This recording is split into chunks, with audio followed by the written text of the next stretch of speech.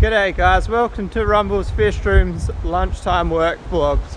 So obviously that states that I'm at work and it's lunchtime, so I've got some material that I'm going to cut up. We're working on the 5x2x2. You didn't turn that off, hey? No?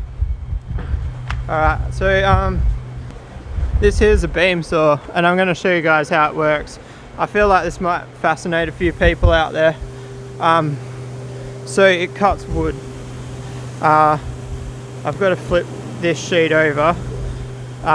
Let me do that. I can pretty much run this machine one-handed, so you guys have come for the ride.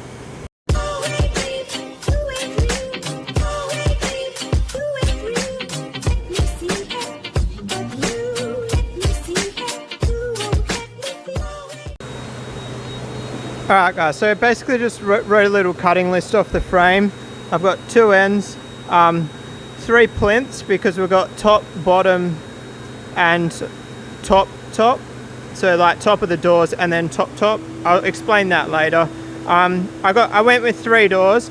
This does mean I'm going to have to move a piece of timber inside the cabinet, but that's alright. 2 doors was going to look ugly. Basically, rule of thumb, I always make sure the height is higher than the width. It was going to be 700 and something, so it would have looked out of place. So we're going down to 500 doors.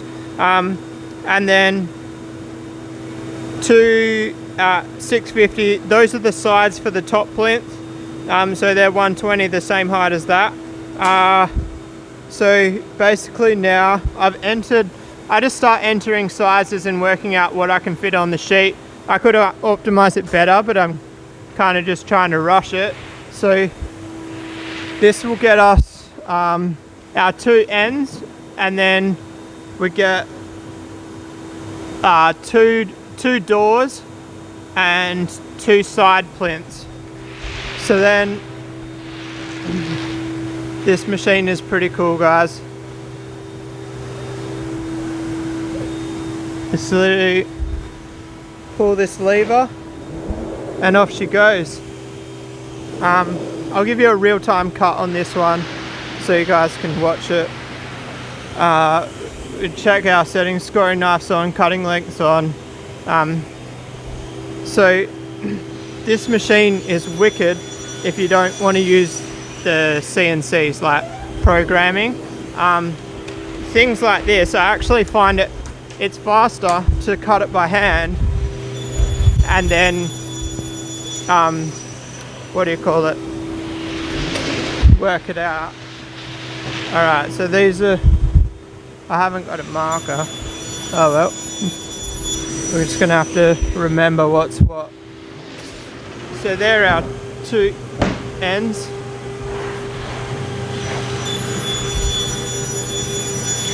I haven't actually worked out how much we need out of that sheet yet. Hopefully that's a door. That's 2 doors. These are our top rails. So then now I need 3 at 120, and then we just need to get 1 door. Alright, so now we put them there. That's a door. I told you I can run this machine with one hand. Honestly, if you've got to spare $100,000, buy one of these machines.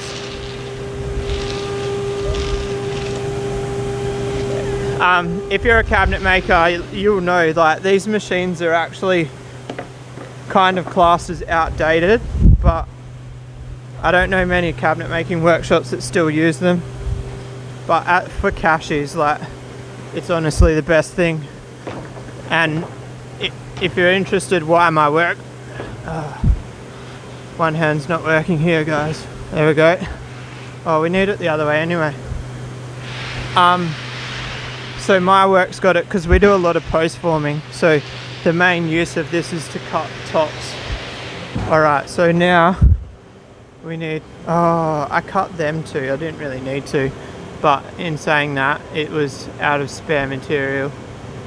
We need 1 of them, so we need 3 of them, and then I need 1 door at, yeah, so we've got our 2 ends, we've got 2 doors, we're cutting 3 of them right now, we've got them, so I can just send it. We're going to end up with a spare door.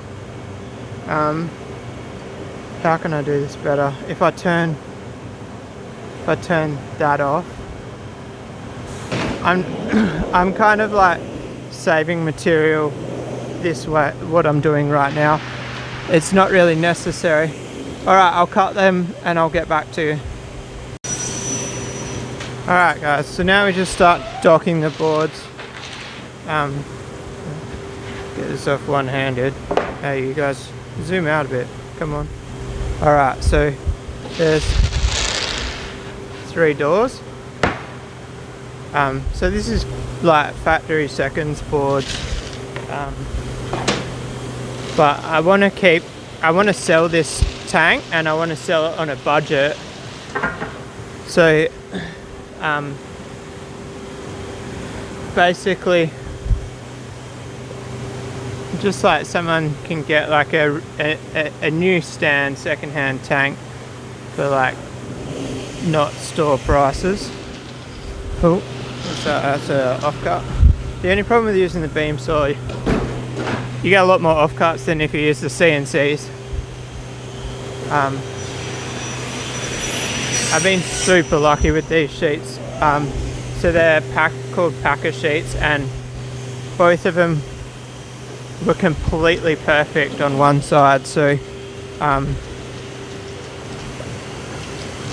I will have to state to the customer that they're factory second sheets, but as far as aesthetics, you won't actually even notice. Alright, so that's our 3 rails.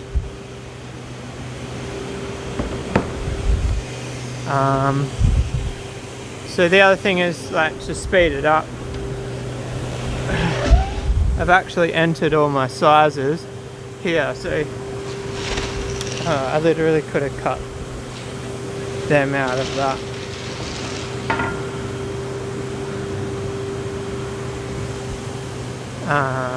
So yeah, that's set on 650. These are offcuts now. I ended up with like a third, or more than a third of a sheet left over, so that's why I wasn't too worried about optimizing these little pieces. Kind of just sent it.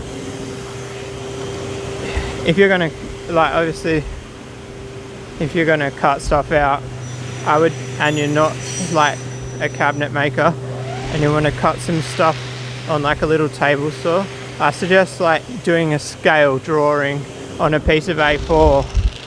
I only need 2 of them. On a piece of A4, because the more working out you do, the less mistakes you make.